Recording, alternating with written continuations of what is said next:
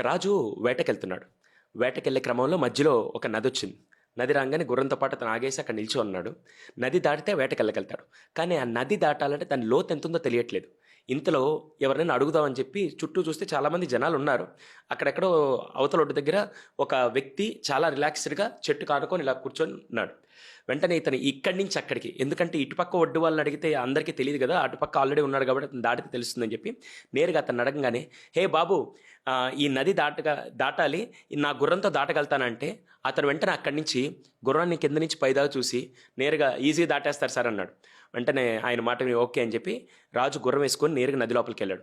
కొంత దూరం వెళ్ళంగానే గుర్రం కాళ్ళు మునిపోయి, కొంత దూరం వెళ్ళంగానే గుర్రం బాడీ మునిపోయింది.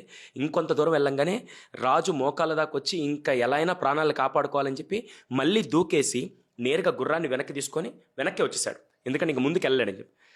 వెంటనే ఇంకా ఆవేశంలో ఆ అబ్బాయిని, అరే నీకు బుద్ధి ఉందా, నేను అడిగాను కదా దాటగలుగుతాను లేదా, లోతు ఎంతో నేను అడిగాను కదా అంటే, అప్పుడు ఆ అబ్బాయి చాలా రిలాక్స్డ్గా కింద నుంచి పైదా చూసి, సార్ నా దగ్గర 2 బాతులు ఉన్నాయి.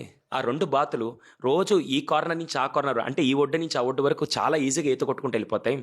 మీ గుర్రం కాళ్ళు నా బాతు కాళ్ళ కంటే చాలా పొడుగున్నాయి. నేను ఇంకా ఈజీగా వెళ్ళిపోతాయిలని చెప్పి నేను అనుకున్నాను. నాకేం తెలుసు సార్ అని చెప్పి అన్నాడు. అంటే ఇక్కడ అడిగే వ్యక్తిని, ఆస్క్ ద రైట్ పర్సన్ అడగకుండా రాంగ్ ఇన్ఫర్మేషన్తో మీరు వెళ్ళిపోతే జీవితం ఎలా ఎఫెక్ట్ అవుతుందో, ఈ రోజుల్లో చాలామంది పిల్లల జీవితాల్లో కూడా పేరెంట్స్ వచ్చి మా అబ్బాయిని లాయర్ చేద్దాం అనుకుంటున్నాను, మా అబ్బాయిని ఐఐటీ చేద్దామని చెప్పేసి ఎవరిని అడుగుతున్నారు తెలుసా? ఐఐటీలో చదివిన వాళ్ళు కాదు, పక్కింటి అంకుల్ని ఎదిరింటి అంకుల్ని అడిగేసి బ్లైండ్కి వెళ్ళిపోతున్నారు. సో సరైన వ్యక్తిని, సరైన ఇన్ఫర్మేషన్ అడిగితేనే జీవితం బాగుంటుంది. This the best example. ఈ స్టోరీ మీద మీ ఒపీనియన్ ఏంటో చాట్ బాక్స్లో రాయండి.